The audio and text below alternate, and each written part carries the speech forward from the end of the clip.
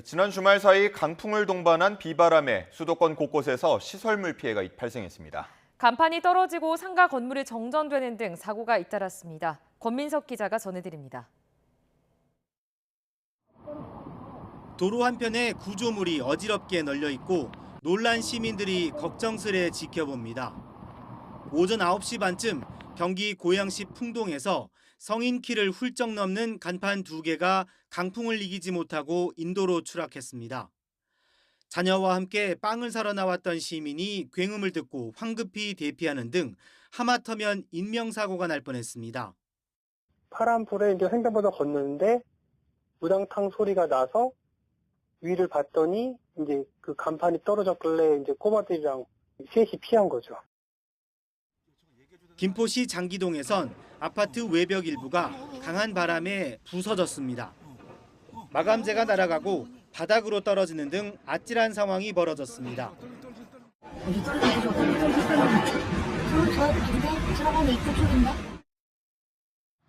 오전 10시 반엔 수원시 서둔동에 있는 물류창고 외벽 샌드위치 패널이 바람에 떨어져 나갔습니다.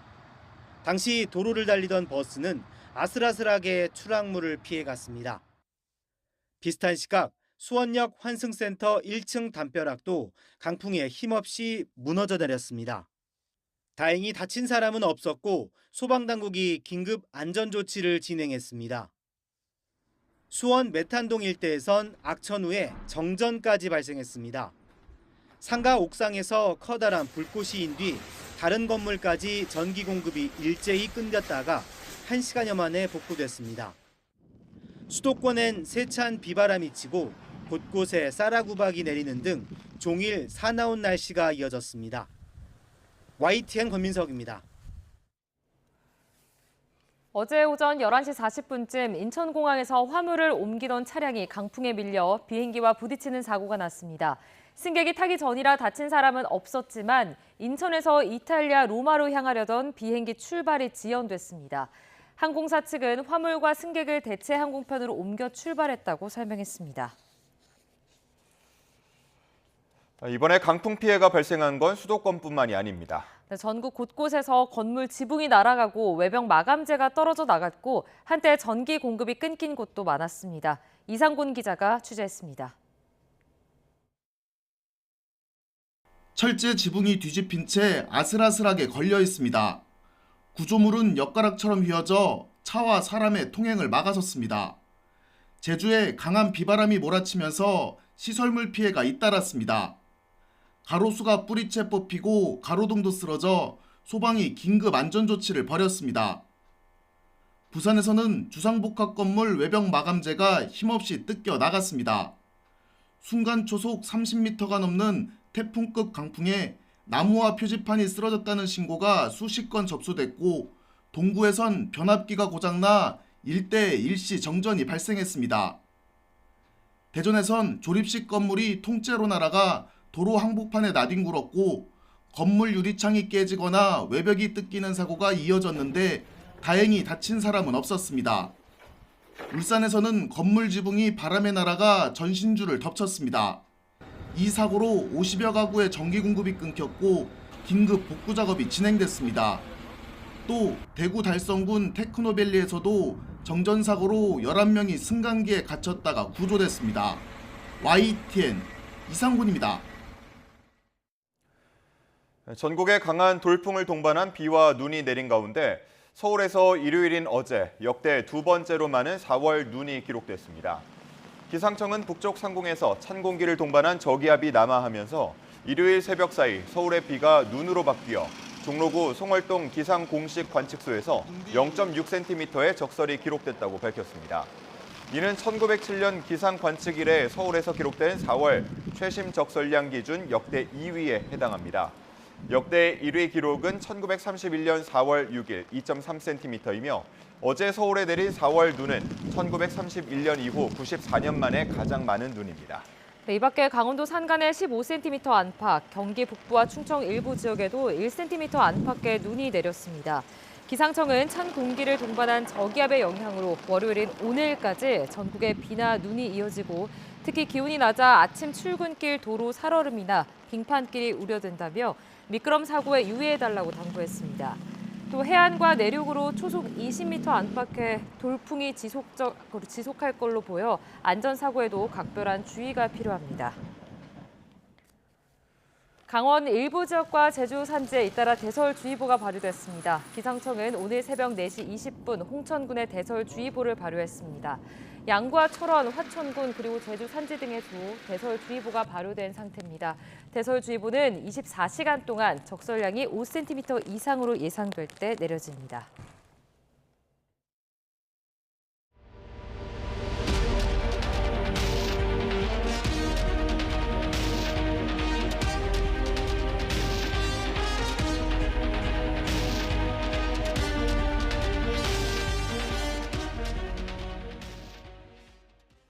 윤석열 전 대통령의 내란 혐의 형사재판 첫 공판이 파면 열흘 만인 오늘 열립니다. 네, 법원이 비공개 출석을 허용하고 법정 내 촬영까지 불허해 피고인석에 앉은 모습은 공개되지 않을 것으로 보입니다. 권준수 기자가 보도합니다. 내란 우두머리 혐의를 받는 윤석열 전 대통령의 형사재판이 본격적으로 시작됩니다. 첫 공판 기일엔 당사자 출석 의무가 있어 윤 전 대통령은 서초동 사저에서 법정으로 나와야 합니다. 하지만 포토라인에 서거나 재판을 받는 모습을 직접 보긴 어려워 보입니다. 법원이 민원인 불편을 이유로 지하주차장으로 비공개 출석을 허용했고 법정 안에서 이루어져 온 언론사 촬영도 불허했기 때문입니다. 박근혜, 이명박 전 대통령 재판 당시 피고인석에 앉은 모습이 가감없이 공개된 것과 비교하면 상반된 풍경입니다. 첫 공판에선 검찰이 신청한 증인신문이 이뤄집니다. 조성현 육군 수도방위사령부 경비단장과 김영기 특수전사령부 특전대대장 등이 나오는데 계엄 당시 국회 안에 들어가 의원들을 끌어내란 지시가 있었는지가 쟁점입니다. 윤 대통령 측은 계엄이 정당한 국가긴급권 행사였고 주요 인사 체포 지시도 하지 않았다는 기존 주장을 반복할 거로 예상됩니다. 윤 전 대통령이 증인신문에 참여하진 않기로 했는데 재판장에게 별도 발언 기회를 요청할 수 있다는 관측이 나옵니다. 이번 주엔 김용현 전 국방부 장관과 조지호 경찰청장 등 군경 관계자의 재판도 줄줄이 잡혀 있어 재판부가 병합 심리 논의를 시작할지도 주목됩니다. YTN 권준수입니다. 헌법재판소가 윤석열 전 대통령을 파면한 뒤 지지자들의 구호에 변화가 생겼습니다. 네, 윤 어게인, 윤 전 대통령에게 다시 대선에 나서라는 의미로 해석되는데요. 전문가들은 법적으로 불가능한 주장이라고 선을 그었습니다. 양동훈 기자입니다. 윤석열 전 대통령 파면 이후 지지자들의 집회 현장에서는 이전과 다른 점이 눈에 띕니다. 탄핵 기각을 외치던 구호가 어느새 윤 어게인으로 바뀐 겁니다. 파면된 윤 전 대통령의 정신을 계승하자는 것을 넘어 다시 대선에 출마해 재집권하라는 주장입니다. 감옥에 있는 김용현 전 국방부 장관은 다시 윤석열, 다시 대통령이라는 옥중 편지로 재출마설에 불을 댕겼습니다. 이들은 파면된 대통령의 재출마를 막는 규정이 없어 윤 전 대통령이 6월 3일 대선에 출마할 수 있다고 주장하는데 전문가들은 사실과 다르다고 일축합니다. 우선 헌법재판소법을 보면 탄핵으로 파면된 사람은 선고로부터 5년이 지나지 않으면 공무원이 될 수 없습니다. 공무원이 될 수 없다라고 규정한 것은 선출직 공무원도 될 수 없다는 것이고 대통령이나 지방자치단체장 등 선출직 공무원도 할 수가 없습니다. 이뿐 아니라 헌법 조항을 보더라도 재출마는 불가능합니다. 헌법에 대통령의 임기는 5년으로 하며 중임할 수 없다고 명확하게 규정돼 있기 때문입니다. 중임할 수 없다는 규정의 의미는 이 평생 대통령은 한 번만 할 수 있다는 그런 의미이고 이 탄핵으로 파면됐으면 그 5년 임기를 채우지 못한 것은 자기 탓이죠. 그런 만큼 일부 집단에서 윤 어게인을 내세워 집회를 벌이고 사람을 끌어모으는 건 실질적인 의미가 있다기보다 세력 유지나 금전적 이익을 위한 것에 불과하다는 분석도 있습니다. 교회 세력이든 아니면 극우 유튜버든 다 본인들이 갖고 있는 어떤 사적 목적이나 사적 이익을 충족시키기 위해서 윤 어게인이라는 구호를 이용하는 것 정도죠. 윤 전 대통령 내란 혐의 형사재판이 본격화하고 정치권은 대선 국면에 접어드는 가운데 일부 지지자들의 이 같은 주장은 공허한 외침에 그칠 수 있다는 지적이 나옵니다. YTN 양동훈입니다. 김경수 전 경남지사가 행정수도 세종 이전과 연합정부 구성을 기치로 대선 출마를 공식 선언했습니다. 네, 이로써 민주당 경선은 4파전으로 굳어졌는데 이재명 예비후보는 오늘 첫 공식 일정으로 AI 반도체 기업을 방문하기로 했습니다. 나혜인 기자입니다. 고 노무현 전 대통령의 마지막 비서관을 지낸 김경수 전 경남지사가 세종시청에서 21대 대선 출사표를 던졌습니다. 노 전 대통령이 못다 이룬 행정수도 완전 이전과 전국 5대 권역별 초광역 도시 개편, 연방제 수준의 지방자치를 주창했습니다. 내란의 상징인 용산을 더 이상 대통령실로 사용할 수 없습니다. 대통령실을 이곳 세종시로 옮겨오고 새로운 지방시대를 열어야 합니다. 내란 사태 종식을 위한 해법으론 민주당을 뛰어넘는 헌정 수호 세력 간 연대를 제시했습니다. 새 정부 출범 즉시 100일간 대타협을 거쳐 빛의 연합정부를 구성하고 내년 지방선거 때 개헌을 하자고 역설했습니다. 김 전 지사 출마로 민주당 대선 후보 경선은 김경수, 김동연, 김두관, 이재명 4파전으로 치러지게 됐습니다. 권리당원 투표 50%, 일반 국민 여론조사 50% 경선 방식을 둘러싼 비이재명계의 반발이 여전하지만 바뀔 가능성은 크지 않아 보입니다. 김동연 경기지사는 이재명 예비후보 지지세가 강한 권리당원 투표권만 보장하고 일반 국민 표심은 여론조사로 가름하는 게 부당하다며 재고를 요청했지만 들러리 경선, 또 의미 없는 경선 로 가는 것 같아서 대단히 유감이다. 당원 여러분께 간곡히 호소드립니다. 올바로 잡아주시기를. 김경수 전 지사는 당의 결정에 따르겠다고 온도차를 보였습니다. 이재명 예비후보는 출마 선언 이후 첫 공식 일정으로 인공지능 반도체 설계 회사를 찾아 첨단 산업 성장 비전을 제시할 계획입니다. 경선 흥행 여부보다는 본선에 시선을 두는 행보란 분석도 나옵니다. YTN 나혜인입니다. 더불어민주당 이재명 예비후보는 오선 안규백 의원을 대선 경선 캠프 특보단장으로 임명하는 등 캠프 추가 인선을 단행했습니다. 조직 본부장엔 삼선 김병기 의원이, 홍보 본부장엔 재선 박상혁 의원이 이름을 올렸습니다. 또 가짜뉴스 현안 대응 단장엔 재선 강득구 의원이, 법률 지원 단장엔 중앙당 법률위원장을 지낸 초선 박균택 의원이 임명됐습니다. 오세훈 서울시장이 대선 불출마를 선언한 데 이어 유승민 전 의원도 국민의힘 경선에 불참하기로 했습니다. 당 경선 후보 등록을 코앞에 둔 시점에 핵심 주자들이 연달아 이탈하면서 경선 흥행에 경고등이 들어왔다는 우려가 제기됩니다. 김철희 기자가 보도합니다. 그간 출마 여부를 고민해오던 국민의힘 유승민 전 의원이 당내 경선에 불참하겠다는 뜻을 밝혔습니다. 유 전 의원은 보수 대통령이 연속으로 탄핵당했음에도 당이 제대로 된 반성과 변화의 길을 거부하고 있다고 비판했습니다. 그러면서 개혁 보수를 원하는 중도, 수도권, 청년들, 즉 중수청의 목소리에는 계속 귀를 기울이겠다고 강조했습니다. 이 같은 결정의 배경엔 그간 유 전 의원이 공개적으로 문제를 지적한 이른바 경선 역선택 방지 조항의 불만이 작용했다는 분석입니다. 우리가 갖고 있는 5대5 룰의 역선택 방지, 그걸로 후보를 뽑으면 어떤 사람이 후보가 될지 너무 뻔하게 보여요.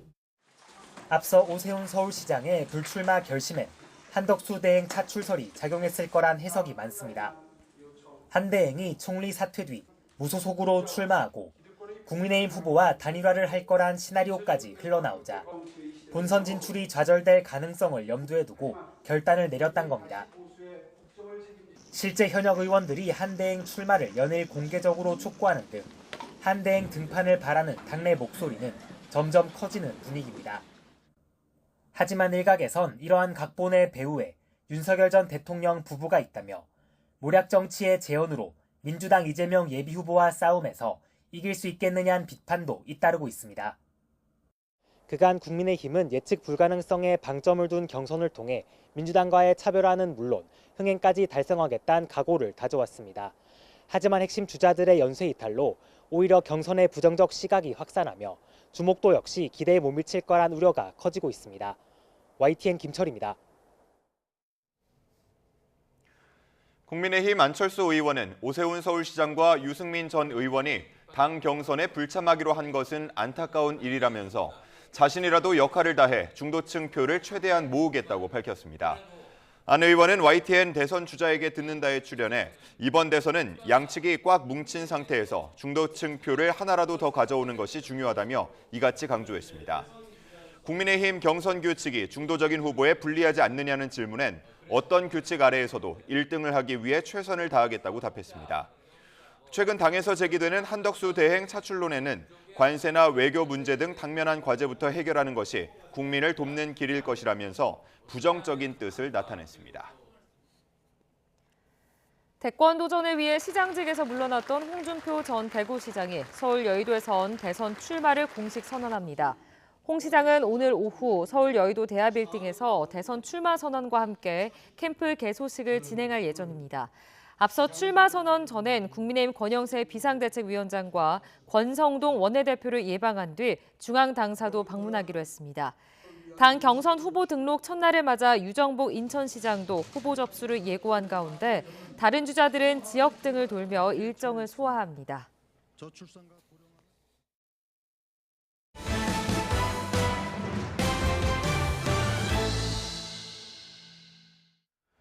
트럼프 대통령이 예고한 대로라면 다음 달 3일부터는 자동차 부품도 미국으로 수출할 때 25% 품목별 관세를 적용받게 됩니다. 완성차와는 달리 부품업계는 대다수가 영세 업체이다 보니 관세 충격이 현실화할 경우 더욱 큰 타격을 받게 될 걸로 보입니다.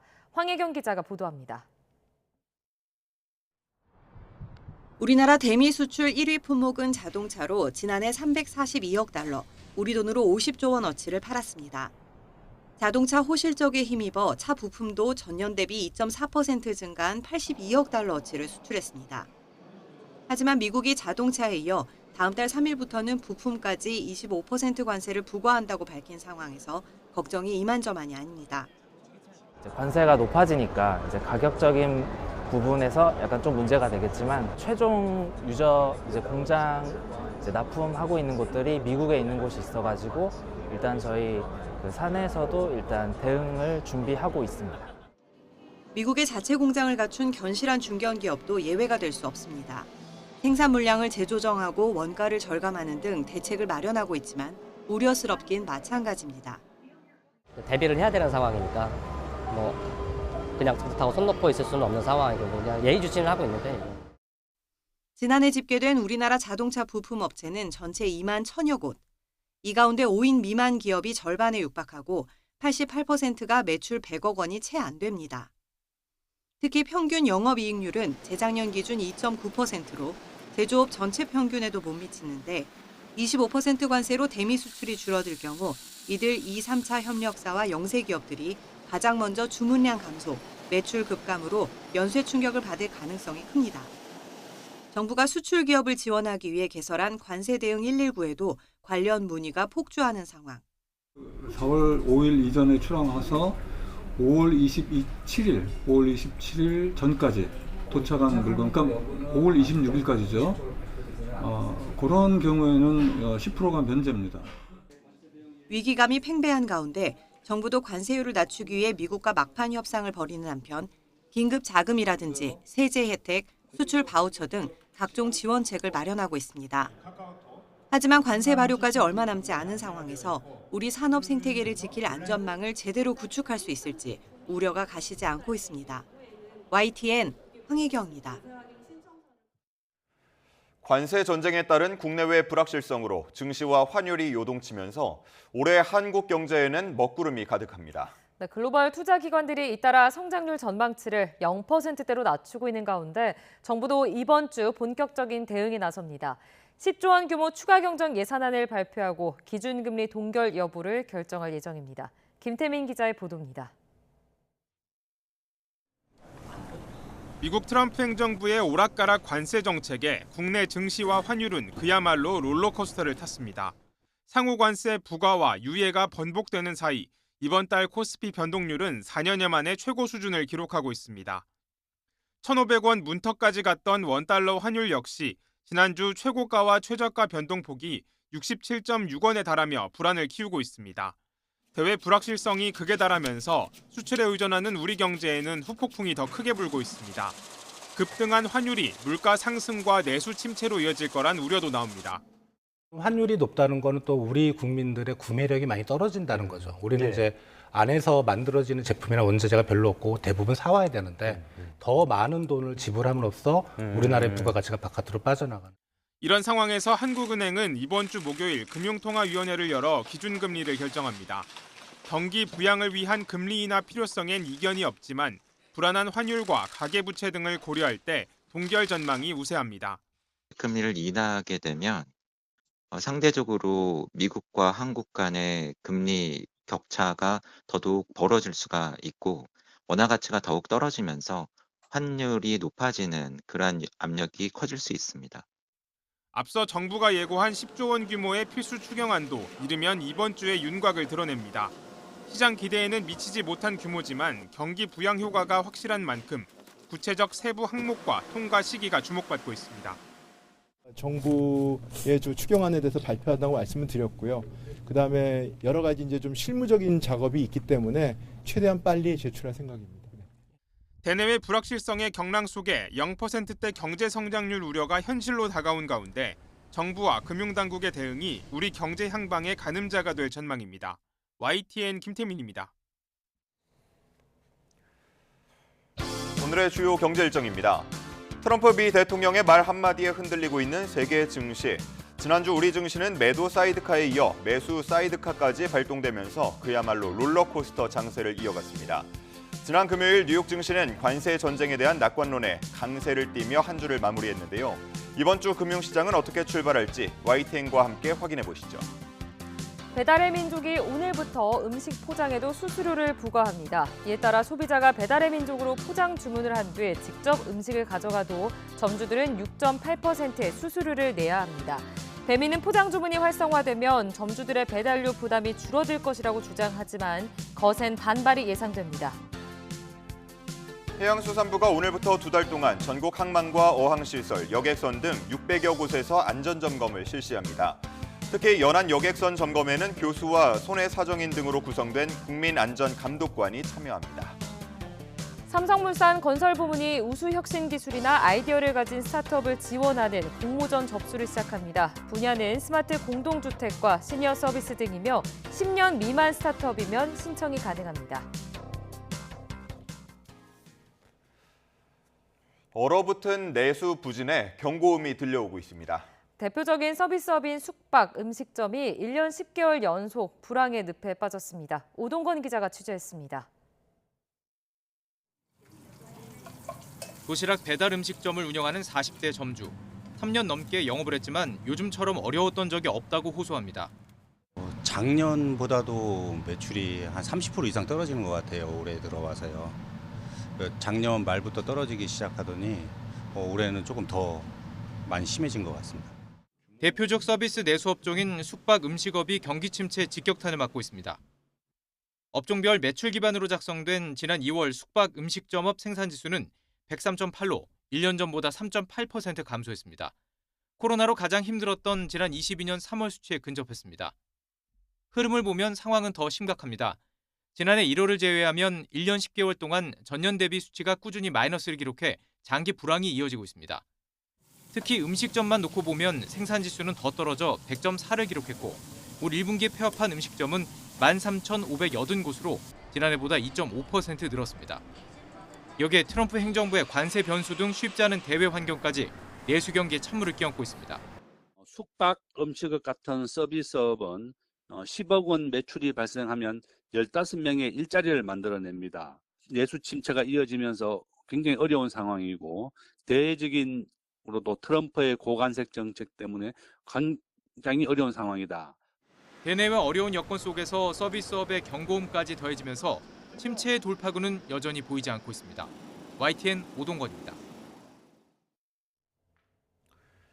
광명 지하터널 붕괴 사고 실종자를 찾기 위한 수색 작업이 18시간 만에 재개됐습니다. 하지만 비바람에 집안 침하 우려가 커 소방당국의 악전 고투가 이어지고 있습니다. 유서연 기자의 보도입니다. 소방 관계자들이 크레인 작업차를 타고 고공으로 올라가 사고 현장을 살핍니다.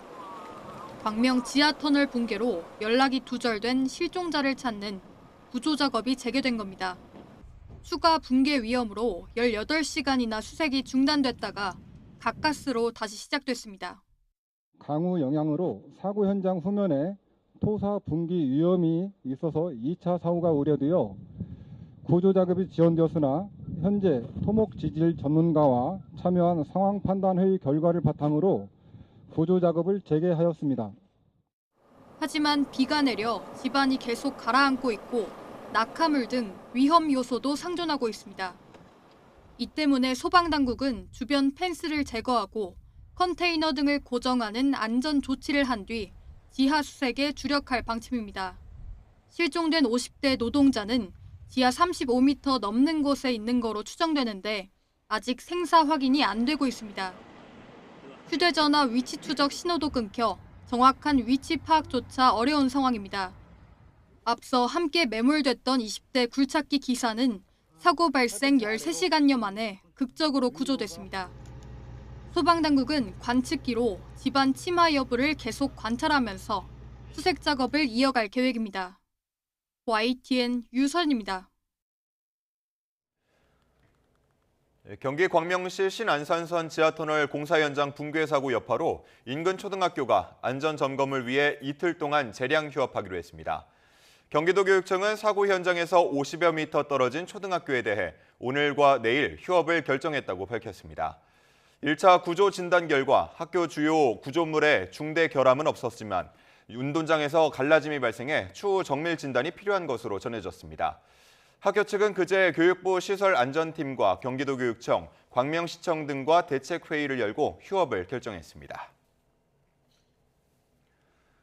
최근 신안산선 공사 구간에서 잇따라 집안 침하 사고가 발생한 가운데 신안산선 신풍역 공사장 근처 도로에도 이상 현상이 발생했다는 제보가 들어왔습니다. 시민의 불안이 커지자 서울시는 도시철도 공사장 주변을 중심으로 특별 안전관리 대책을 시행하기로 했습니다.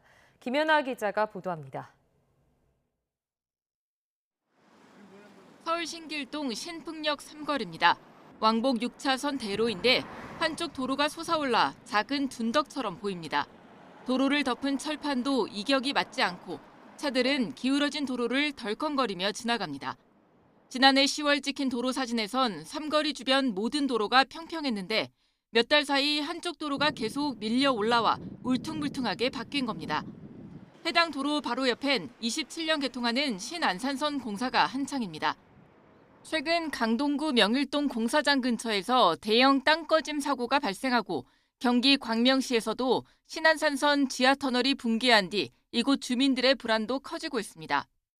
이게 예전엔 평지가였거든요. 그러니까 저도 무의식적으로 생각 안 하고 있다가 광명고시 사고 나는 거 보니까 이게 차가 기울어서 갈 정도로 이게 이상하구나. 일반적이지 않구나 라는 생각이 더 든 거죠. 신안산선 시공사 측에서는 땅을 파기 위해 상부에 철판을 깔면서 경사가 생긴 것일 뿐 안전에는 문제가 없다고 강조했습니다. 서울시는 이딴 집안 침하 사고로 시민 불안감이 커지자 특별 안전관리 대책을 시행하기로 했습니다. 우선 9호선과 동북선, 영동대로 지하공간 개발공사 등 시내 도시철도공사 구간 3곳에 대해 지표 투과 레이더 탐사를 실시하고 홈페이지에 결과를 공개합니다. 이후 다른 대규모 지하 굴착 공사장과 주변으로 탐사 구간을 넓혀갈 계획입니다. 또 집안 변화를 실시간으로 계측하는 집안 침하 관측망을 전국 최초로 시범 운영하고 건설 공사장 주변에 계측 장비도 설치합니다. YTN 김현아입니다. 네, 어제 새벽 5시 40분쯤 부산시 사상구 학장동 도로에서 가로 5m, 세로 3m, 깊이 5m가량의 땅꺼짐 사고가 났습니다. 경찰과 소방당국은 도로를 통제하고 방호벽을 설치하는 등 안전조치를 취했습니다. 땅꺼짐이 발생한 곳은 부산 사상에서 하단선 도시철도 공사 현장 인근으로 알려졌는데 부산시와 관계기관은 사고 원인을 조사하고 있습니다. 한 줄 뉴스입니다. 오늘 새벽 0시 10분쯤 부산 사하구 다대포항에 정박해 있던 어선에서 불이 나 40여 분 만에 꺼졌습니다. 화재 당시 어선이 비어있어 다친 사람은 없었습니다. 어제 오후 3시 반쯤 전북 완주군 순천 완주고속도로 상행선 13km 지점에서 차량 5대가 추돌해 7명이 다쳤습니다. 어제 오전 11시 52분쯤 부산시 금정구 장전동의 빌라 건물 4층에서 불이 나 40대 남성 A씨가 숨졌습니다. 외국계 환경 관련 기업의 한국 지사라고 홍보해 투자금을 모은 업체에 대해 경찰이 사기 혐의 수사에 나선 가운데 피해자 단체가 엄정 수사를 촉구했습니다. 주차 문제로 말다툼을 벌이다 모텔 종업원 얼굴에 지폐를 던진 혐의로 재판에 넘겨진 30대 남성이 항소심에서도 유죄를 선고받았습니다. 인사청탁을 받고 후보자를 추천한 소방청 간부에게 정직 3개월의 처분을 내린 건 정당하다는 법원의 판단이 나왔습니다. 아무 이유 없이 80대 노인 다리를 걸어 넘어뜨려 다치게 한 혐의로 기소된 30대 남성에게 징역 8개월이 선고됐습니다. 지금까지 한 줄 뉴스였습니다. 교직원들에게 점심 배달을 시키고 머리 손질까지 명절에는 음식도 만들겠습니다. 강원도에는 한 중고등학교를 운영하는 사학재단 이사장 부부가 벌인 갑질인데요. 고용노동부가 조사 결과를 발표했습니다. 홍성욱 기자가 취재했습니다. 드러난 갑질 사례는 빙산의 일각이라는 제보가 들어왔습니다. 교직원들을 상대로 갑질을 벌인 이들은 이사장 부부와 해당 중고등학교 교장, 교감 등 모두 6명. 이사장은 교직원들에게 점심 배달부터 운전 지시 등 사적 심부름을 시켰습니다. 상임이사인 이사장 배우자는 더합니다. 교직원을 집으로 불러 머리 손질을 시키고 명절에는 선물을 상납받고 음식까지 만들게 했습니다. 갑질은 해당 중학교와 고등학교의 교장, 교감도 일삼았습니다. 교사들을 학교 보수공사에 동원하고 농작물 재배와 잡초 제거를 지시했습니다. 특히 한 교사는 이사장 고의원에서 강제로 노래를 부르고 장기자랑을 했다고 밝히기도 했습니다. 운전시키고 서재들 공사 동안 이거는 세 건이 아니고 좀 과장 그때는 300까지도 넘어요. 거기 15명이 아닌데 15명이 아니고 전 직원입니다. 피해 교직원입니다. 직장 내 괴롭힘과 노동관계법 전반에 걸쳐 조사를 벌인 고용노동부는 이사장 부부와 교장 등 6명과 해당 학교법인에 과태료를 부과하고 사건을 검찰에 넘기기로 했습니다. 노동관계법 위반에 대해서는 이제 검사 입건을 해가지고 이제 송치를 하게 되겠죠. 그리고 과태료는 저희 기관 대적으로 이제 처분을 하는 것이기 때문에 그거는 이제 바로 부과를 하게 되고요. 그런데 갑질이 다가 아니었습니다.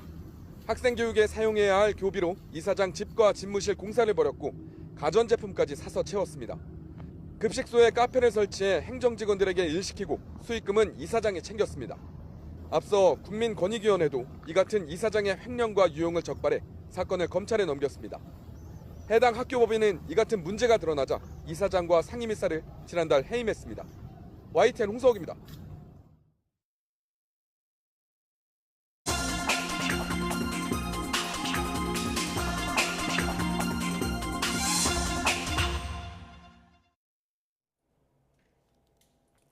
오늘의 글로벌 픽입니다. 트럼프 행정부가 중국을 제외한 국가에 상호 관세 부과를 유예하면서 한숨을 돌렸지만 미국과의 관세 협상이 어떻게 마무리될지는 누구도 예상하기 어렵습니다. 특히 석 달 안에 90건의 협상을 마무리하겠다는 무리한 목표를 내세워 자칫 오락가락 행보 속에 이번 사태가 장기화할 수 있다는 우려가 커지고 있습니다. 보도에 유투건 기자입니다. 상호관세 부과를 미룬 트럼프 행정부는 75개 이상의 나라와 동시다발 협상에 들어갔습니다. 90일 안에 90건의 무역 협상을 마무리하겠다고 장담했습니다. More than 75 countries have now reached out to the Trump administration, eager to address the trade issues. The phones have been ringing off the hook to make deals.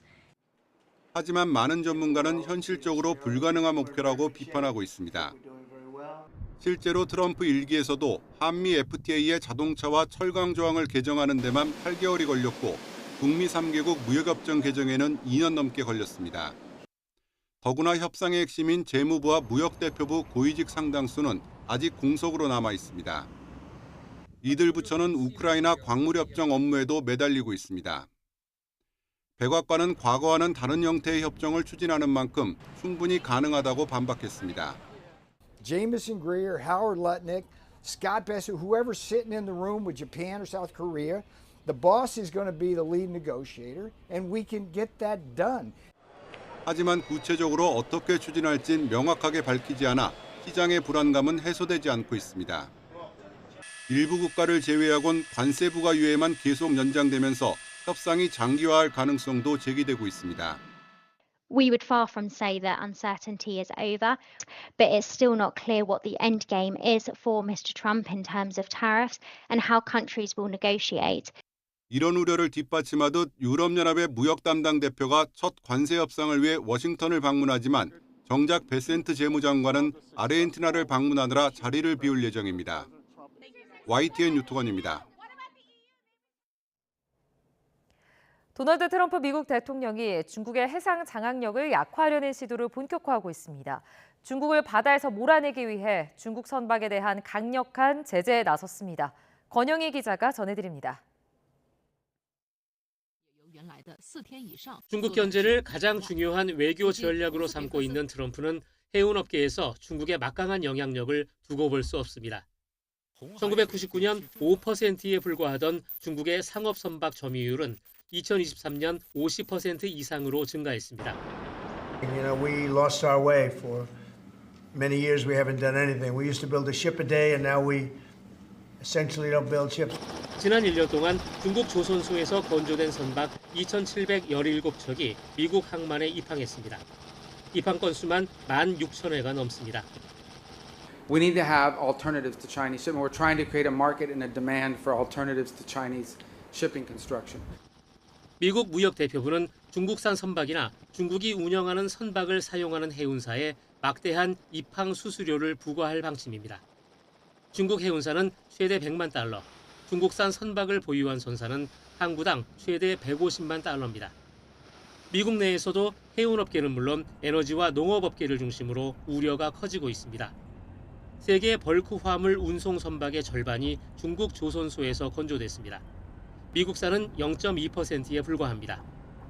Trying to educate on how important it is that the buyers of U.S. agriculture goods have the freedom to operate and the freedom to charter whatever vessel they want without kind of discriminating against one type of ship versus another.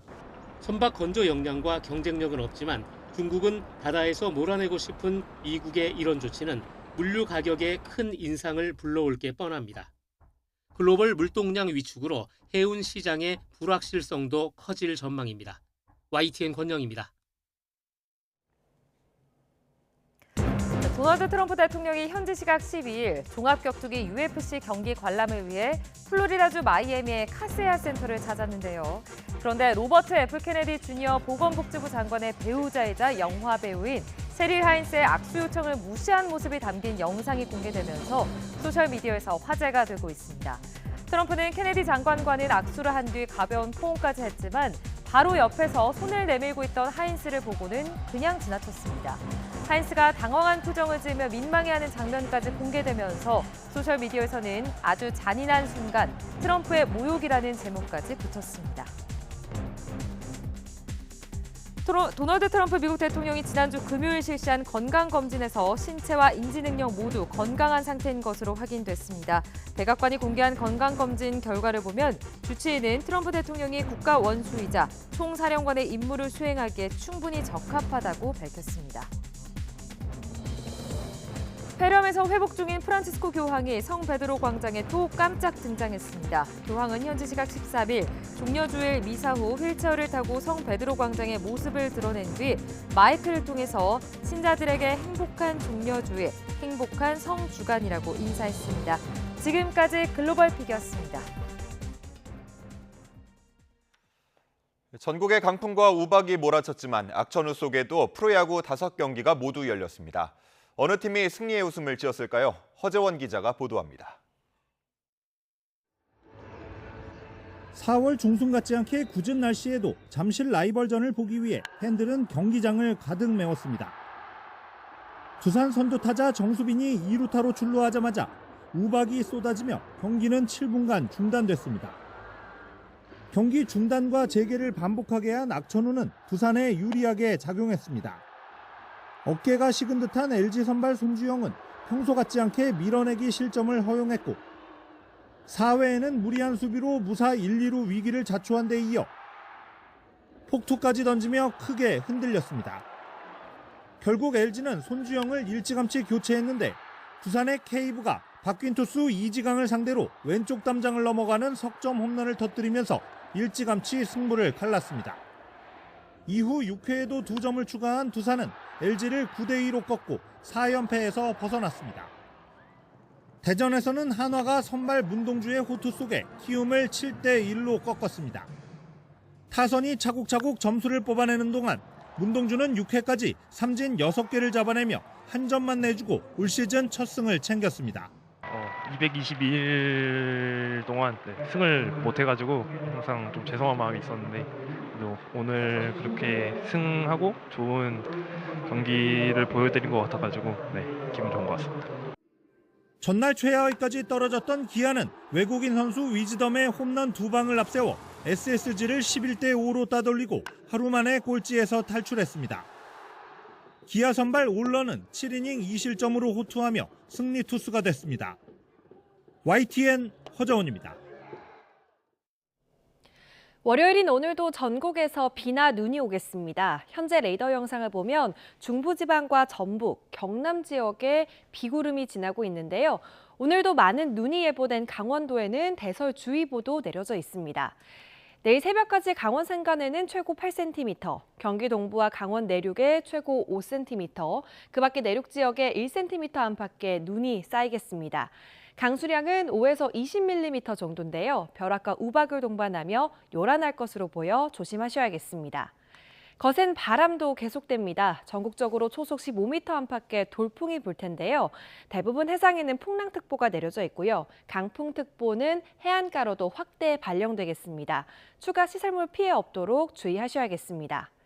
오전에는 비가 소강 상태를 보이는 곳이 많겠고 이번 눈비는 밤에 서쪽 지역부터 차차 그치겠습니다. 낮 동안 호남 지역과 제주도는 황사의 영향을 받겠습니다. 현재 기온은 서울이 2.8도고요. 대구는 4도 등으로 어제만큼 춥게 출발하고 있습니다. 한낮에는 서울 10도, 대구는 14도로 비교적 쌀쌀하겠습니다. 날씨였습니다. 이상으로 뉴스타트 1부 마칩니다. 잠시 후 2부가 이어집니다. 함께해 주신 여러분 고맙습니다.